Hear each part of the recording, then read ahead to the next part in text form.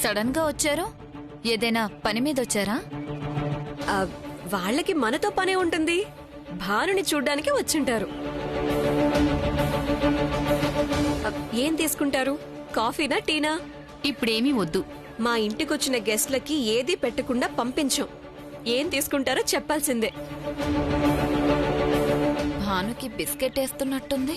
వీళ్లతో మంచిగా మాట్లాడితే భాను ఫేవర్ గా ఉంటుందని, లేకపోతే వీళ్లకి మర్యాద ఇచ్చే రకమేనా?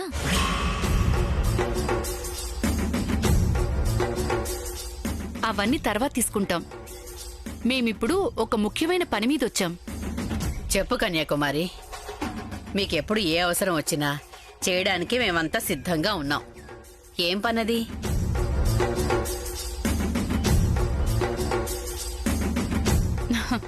మా అంజలికి సంబంధం మాట్లాడడానికి వచ్చాం.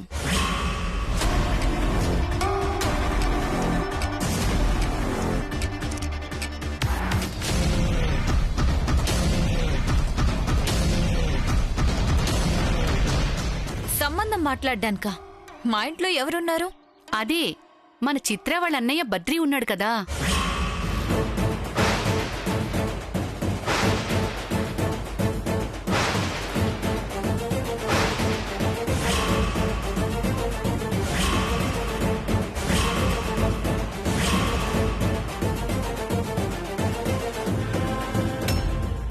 ఏంటి?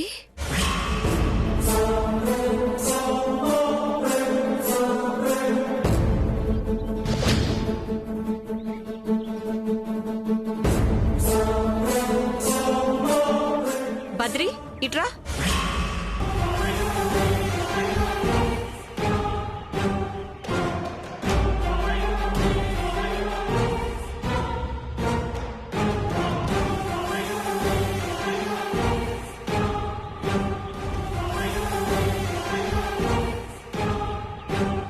వీళ్ళేదో అంటున్నారు, నిజమేనా?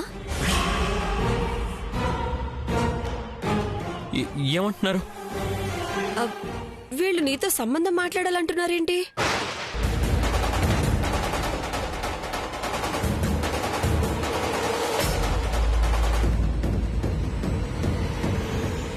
ఏం మాట్లాడవేంటి? ఈ సంగతి నీకు తెలుసా?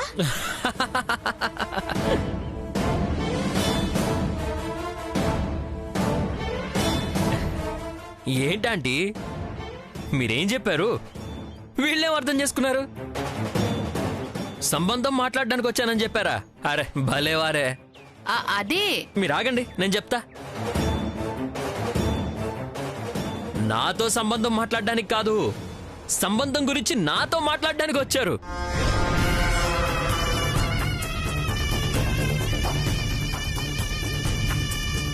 నాకు అర్థం కాలేదు. ఇందులో అర్థం కాకపోవడానికి ఏముంది? పేకాట పార్టీ రోజు కలిసినప్పుడు మా అంజలికి మంచి సంబంధం ఉంటే చూడు బాబు అని చెప్పారు. మా స్టేషన్లోనే ఒక ఎస్ఐ ఉన్నాడు, మాట్లాడి చెప్తాను అన్నాను. అది మ్యాటర్. ఇప్పుడు అర్థమైందా?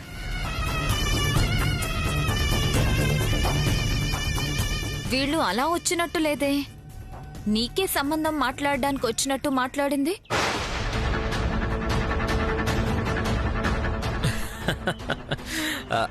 ఏంటండి అలా మాట్లాడారా?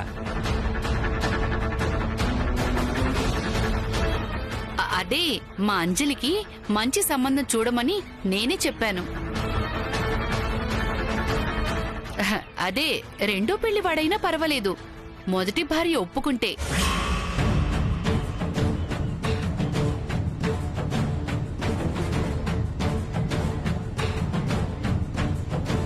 మమ్మీ, అదే మాట మమ్మీ. మరి మీ నాన్న సంగతి తెలిసిందే కదమ్మా. లక్షలకి లక్షల కట్నం ఎక్కడి నుంచి తీసుకొస్తాం? నేను బ్రతికుండగా అలాంటి సంబంధం చేసుకోవాల్సిన కర్మ అంజలికి పట్టనివ్వను.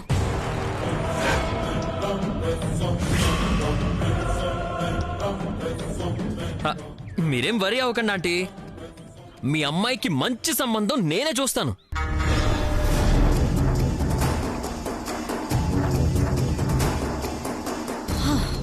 ఇంకా నయం, ఉన్న తంట చాలదన్నట్టు ఈ చిన్న మంటని కూడా ఈ ఇంటికే రుద్దాలని వచ్చిందనుకున్నాను.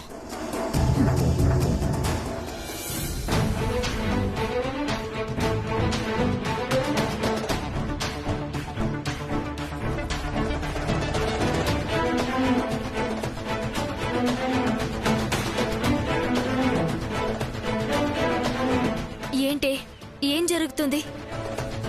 అమ్మ చెప్పింది కదక్కా. అంటే ఇదంతా నీకు ముందే తెలుసా? అన్నీ తెలిసే వచ్చావా? అబ్బే, పెళ్లి విషయం అని నాకు తెలీదక్కా. ముఖ్యమైన విషయం ఒకటి మాట్లాడాలి, రా వెళ్దామని అమ్మ పిలిస్తేనే వచ్చాను. వచ్చాకే తెలిసింది అది నా పెళ్లి విషయం అని. నిజమక్కా. ఆ బద్రిగాడే ఒక ఫ్రాడ్. ఇక వాడు చూసిన సంబంధం అంటే అది ఎంత లక్షణమైనదో, ఆ పెళ్లి కొడుక్కి ఎన్ని అవలక్షణాలున్నాయో. అసలు ఇన్ని రోజులు నిన్ను ప్రేమిస్తున్నాను అని నీ వెంటపడిన ఆ బద్రి ఇప్పుడు సడన్ గా పెళ్లి పెద్దలాగా మారి మంచితనం నటిస్తూ నీకు పెళ్లి సంబంధం చూడటమేంటి? వాడు చెప్పిన దానికి అమ్మ కూడా కన్విన్స్ అయ్యి సంబంధం గురించి మాట్లాడడానికి ఇంత దూరం రావడం ఏంటి? నిజం చెప్పు, నా దగ్గర ఏమైనా దాస్తున్నావా? అదేం మాటక్కా, నీ దగ్గర నేనెందుకు దాస్తాను? నా గురించి నీకు తెలీదా? నన్ను చిన్నప్పటి నుంచి చూస్తున్నావు కదా. అవునులే, మా అంజలి గురించి నాకెందుకు తెలీదు? చిన్న అబద్ధం కూడా చెప్పటం రాని ఒట్టి అమాయకురాలు. ఈ అక్కంటే నీకు ప్రాణం, నువ్వంటే నాకు ప్రాణం. నేనుండగా నీకు అన్యాయం ఎలా జరగనిస్తాను? అంజలి, ఆ బద్రితో కాస్త జాగ్రత్తగా ఉండు. మళ్ళీ నీ జోలికొస్తే నాకు చెప్పు, సరేనా? నీతో అబద్ధం చెప్పినందుకు, నీ దగ్గర నిజం దాచినందుకు నన్ను క్షమించక్కా. సరేనా? సరే అక్క. రా. నీకేమన్నా బుద్ధుందా? ఏయ్, ఏంటి ఏమన్నావు? మళ్ళీ అను. లేకపోతే ఏంటా ఆంటీ, ఎందుకు ఈ పిచ్చి పని చేశారు? సింధు బెడ్ మీద పడి 4 రోజులు కాలేదు, అప్పుడే నేను పెళ్లికి సిద్ధపడ్డానంటే అందరికీ డౌట్ రాదా? ఏజేకి భానుకి డౌట్ వస్తే అంజలి కోసం సింధుని నేనే కావాలని తోసేశాను అనుకుంటారు. సడన్ గా ఇలా వచ్చి షాక్ ఇచ్చారెందుకు? ఆ, ఆ, అదే ఊరికే. సింధు ఎలాగో ఉన్నా లేనట్టే అంజలిని చూపించి సంబంధం వెతుకుతున్నాను అంటే రెండో పెళ్లి చేయాలన్న ఆలోచన వస్తుంది కదా అని. రెండో పెళ్లి కాదు, జైల్లో కూర్చోపెట్టి పిండం పెట్టిస్తారు. నీ కూతురు అల్లుడు తక్కువ వాళ్ళు అనుకున్నారా?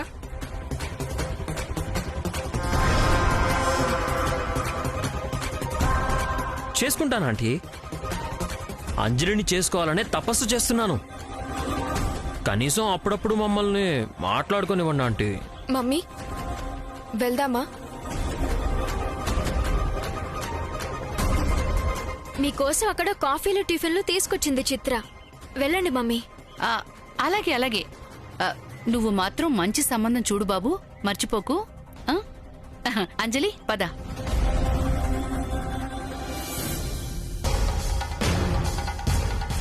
ఏంటి నువ్వు మా మమ్మీతో మాట్లాడుతున్నావు? నేను అంజలితో కూడా మాట్లాడా,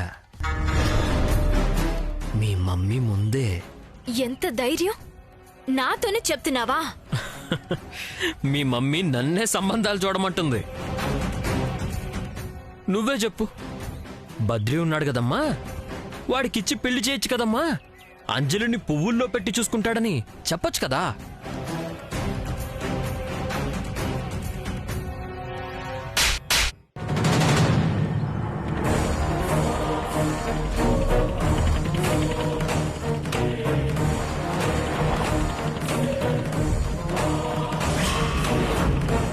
యు బ్లడీ రాస్కెల్! అంత దాకా వస్తే నిన్ను నేను పైనుంచి తోసేసైనా చంపేస్తా గాని నీకు మాత్రం అంజలిని దక్కనివ్వను. గుర్తుపెట్టుకో, గుర్తుపెట్టుకో.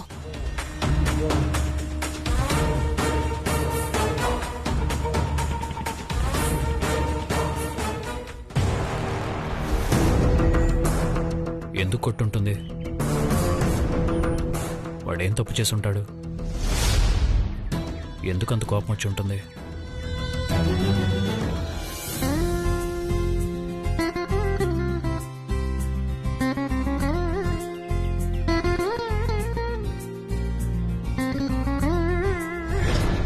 రెండో పెళ్లి వాడైనా పర్వాలేదు, మొదటి భార్య ఒప్పుకుంటే.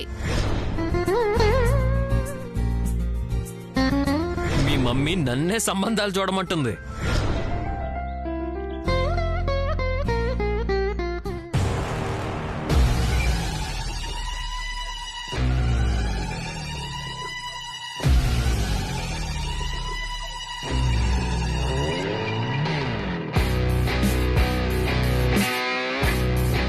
ఏమైంది? ఏంటి అలా ఉన్నావు? ఎలా ఉన్నాను? బేకారులాగే ఉన్నాను. కోపంగా ఉన్నట్టున్నావు. ఈ బేకారికి కోపం తెచ్చుకునే రైట్స్ కూడా ఉంటాయా ఈ హిట్లర్ సామ్రాజ్యంలో? ఏం జరిగింది? నా గుండె మండిపోతుంది. ఫైర్ ఇంజిన్ కి ఫోన్ చేస్తారా చల్లార్చడానికి? నా మనసు ముక్కలైపోతుంది. ఒక బ్రాండెడ్ టేప్ తెచ్చి పెడతారా అతికించడానికి? నా రక్తం మరిగిపోతుంది. ఎన్ని డిగ్రీల ఫారెన్ హీట్ మీదుందో తెలుసుకోవడానికి ఏదైనా థర్మోమీటర్ తెచ్చి పెడతారా? ఏం జరుగుతుంది? చెప్తే ఆరుస్తారా తీరుస్తారా? నా ఇంట్లో వాళ్ళు ఉన్నంత వరకు క్షేమంగా ఉండాలనే నేను కోరుకుంటాను. అందుకే ఎవరో నేను కిడ్నాప్ చేసి అగ్గిపెట్టి లాంటి అట్టపెట్టిలో దాచిపెట్టినా నేనొచ్చి సేవ్ చేశాను. అప్పుడు జయమ్మ కోసం నన్ను సేవ్ చేశారు. మరి అంజలిని ఏడిపిస్తున్నాడని తెలిసి బద్రీని ఎందుకు పనిష్ చేశాను? అప్పుడు నన్ను పెళ్లి చేసుకోవడానికి ఆ హెల్ప్ చేశారు. నేను నీకెప్పటికీ అర్థం కాను. అర్థం చేసుకోవడానికి నేను ప్రయత్నించదలుచుకోలేదు. అది అలాగే మెయింటైన్ చేస్తే అంతకన్నా సంతోషం లేదు. ఆ దూరం మీరు కోరుకున్నప్పుడు నేను మోసే భారం గురించి ఎందుకు అడుగుతున్నారు? బద్రీని ఎందుకు కొట్టావు?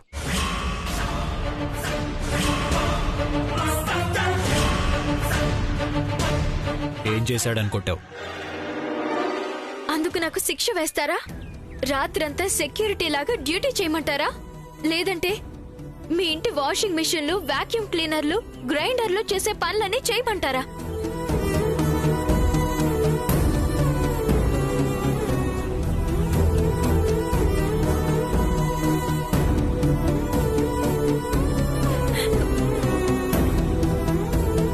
ఏంటిది? ఏం లేదు. నిన్నే అడుగుతున్నాను. కంట్లో నలుసు, చెప్పులో రాయి, ఏదైతే మీకెందుకు? బద్రీ మళ్ళీ ఏదైనా ఏం చేస్తే మీకెందుకు? మీకు ఆ బద్రీకి తేడా ఏముంది? వాడొక విధంగా మనుషుల్ని మోసం చేస్తున్నాడు, మీరొక విధంగా మనుషుల్ని మోసం చేస్తున్నారు.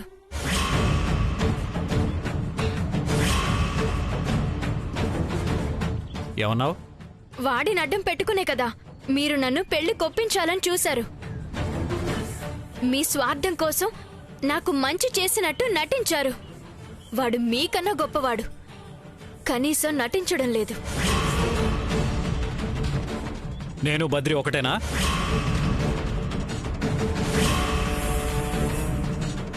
ఎవరేం మంచి చేశారండి నాకు? ఇప్పటికీ నేను స్ట్రగుల్ అవుతూనే ఉన్నాను.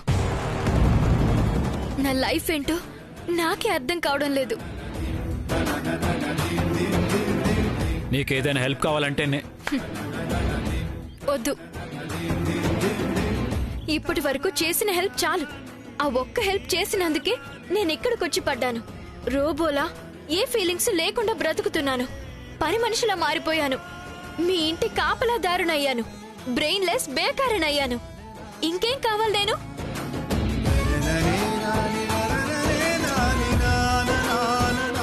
ఆ బద్రీ సంగతి నేను చూసుకుంటాను. మీ హెల్ప్ ఏమీ అవసరం లేదు. మీరు జోక్యం చేసుకోనక్కర్లేదు.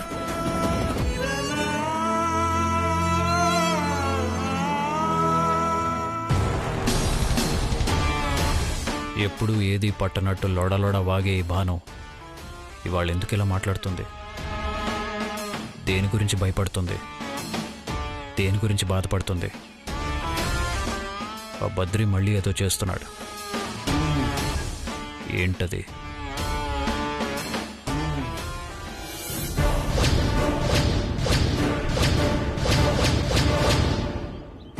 బతికుంటే నాకెప్పటికైనా ప్రమాదమే. నీ వల్ల నేను అవమానాలు పడుతూ ఉండాల్సిందే. అసలు నిన్నింకా బతకనివ్వడం నాది తప్పు.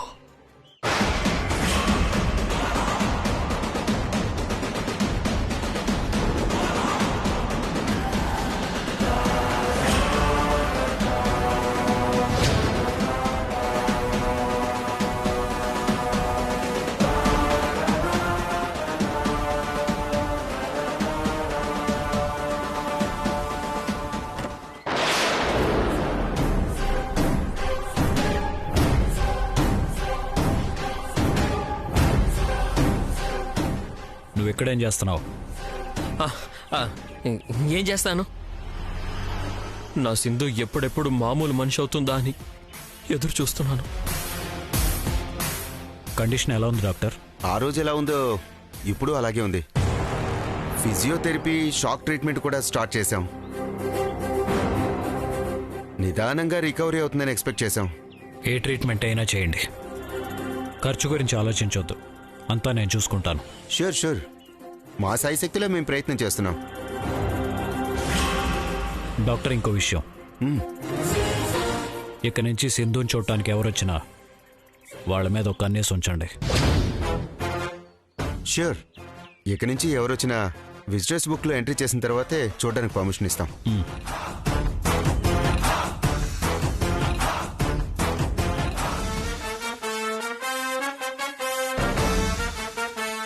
నాకేదో నీ మీదే అనుమానంగా ఉంది.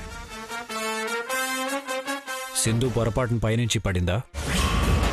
తనే సూసైడ్ అటెంప్ట్ చేసిందా? లేదంటే నువ్వే సింధుని పైనుంచి తోసేసావా అనేది తెలుసుకుంటాను. సింధు ఈ పరిస్థితికి రావడానికి నువ్వే కారణం అని తెలిసిన రోజు నీకెంతకంటే దారుణమైన పరిస్థితి నేను కల్పిస్తాను. సింధుని చూసావుగా, వెళ్ళు.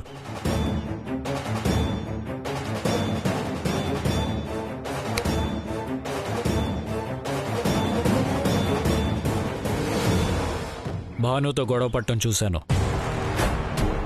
మళ్ళీ నువ్వు భాను జోలికి కానీ అంజలి జోలికి కానీ వెళ్ళావని తెలిసిందో నీకు నేనిచ్చే షాక్ ట్రీట్మెంట్ మామూలుగా ఉండదు. Get out.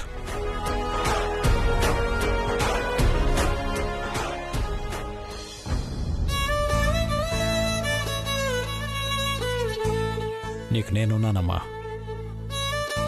మేమందరం అండగా ఉన్నాం. ధైర్యంగా ఉండు. God bless you.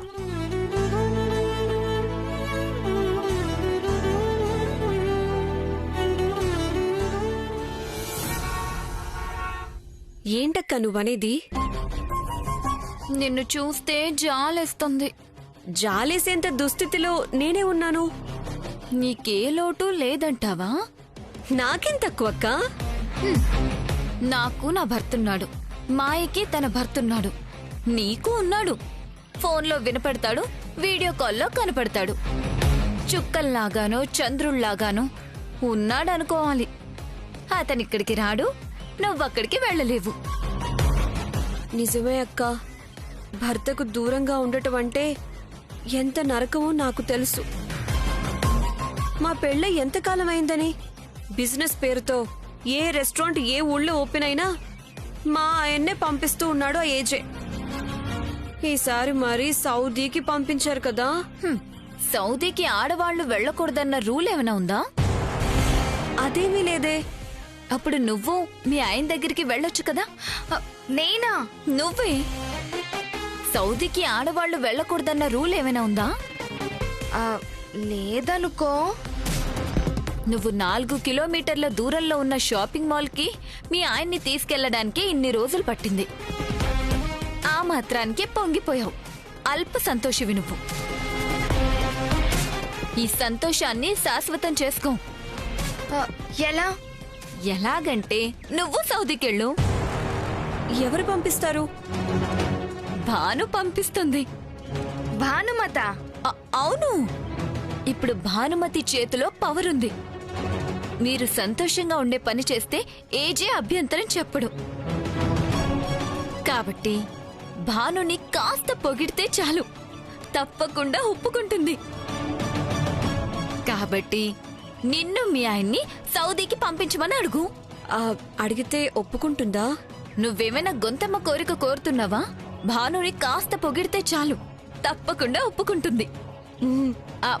బాగా గుర్తుపెట్టుకో, నువ్వు అడగాల్సింది ఒక్కటే, నిన్ను మీ ఆయన దగ్గరికి సౌదీ పంపించమని అడుగు. అలాగే. బాగా గుర్తుపెట్టుకో, నువ్వు అడగాల్సినవి 2. చిత్ర భర్తని ఇండియాకి రప్పించమని అడుగు. నిన్ను మీ ఆయన్ని చిత్ర భర్త ప్లేస్ లోకి సౌదీ పంపించమని చెప్పు. ఎస్, నేను సౌదీకి. I'm so happy. నేను సౌదీకి వెళ్ళి మా ఆయనతో ఉంటా. నేను మా ఆయన సౌదీకి, చిత్ర వాళ్ళ ఆయన్ని ఇండియాకి రప్పించి, అయ్యో ఎంచక్క నేను మా ఆయన సౌదీకి వెళ్తాము.